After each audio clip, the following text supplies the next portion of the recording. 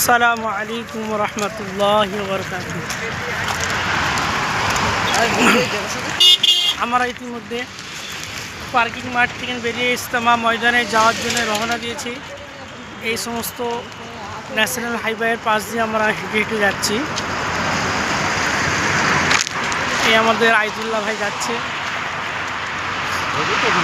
এখান থেকে পায়ে হেঁটে এই পার্কিং মাঠ থেকে পায়ে হেঁটে 4 কিলোমিটার গেলে তবে ইজতেমা ময়দান পাওয়া যাবে।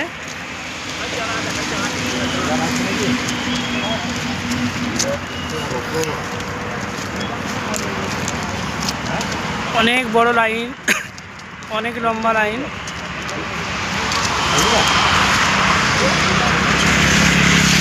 हमारे यहाँ ऐसा ही होता है।